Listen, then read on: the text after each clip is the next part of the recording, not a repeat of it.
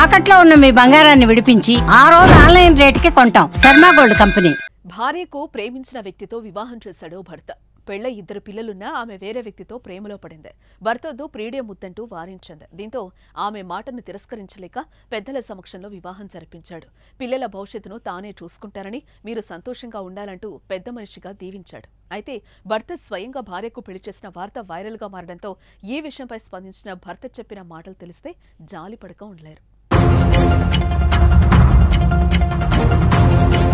ఉత్తరప్రదేశ్లోని సంత్ కబీర్ నగర్ జిల్లాకు చెందిన బబ్లూకు రాధికకు 2017లో వివాహమైంది. వీరికి 2 సంతానం. ఇదిలా ఉంటే భార్య రాధిక విశాల్ కుమార్ అనే వ్యక్తితో వివాహేతర సంబంధం పెట్టుకుంది.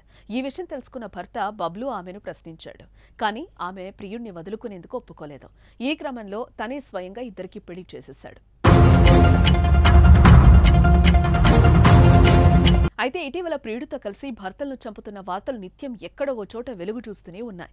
తాజాగా మీరట్లో ప్రియుడితో కలిసి భర్తను చంపి ప్లాస్టిక్ డ్రమ్ములో పెట్టిన ఘటన సంచలనంగా మారింది. ఇదే ఘటన ఇక్కడ భర్త బబ్లూను ఆలోచించేలా చేసింది. భార్య వివాహేతర సంబంధాన్ని అడ్డుకున్నా, వారితో గొడవకు దిగినా తనకు ఇదే పరిస్థితి వస్తుందని బబ్లూ భయపడ్డాడంట. ఒకవేళ ఆవేశంలో తాను భార్యను ఏమైనా చేసినా ఇద్దరికూ వచ్చింది ఏమీ లేదంటూ ఆలోచించాడంట. దీంతో భార్య ప్రేమించిన వ్యక్తికిచ్చి పెళ్లి జరిపించాడు బబ్లూ. ఇక మొదట కోర్టులో తన భార్య ఆమె ప్రేమికుడు వివాహం జరిపించాడు. ఆమె వారిని ఒక ఆలయానికి తీసుకెళ్లాడు. అక్కడ వారు దండలు మార్చుకున్నారు. ఇలా పెళ్లి చేసుకున్న వారిని సుఖంగా ఉండాలంటూ ఆశీర్వదించాడు. ప్రస్తుతం ఈ వీడియో సోషల్ మీడియాలో వైరల్గా మారింది.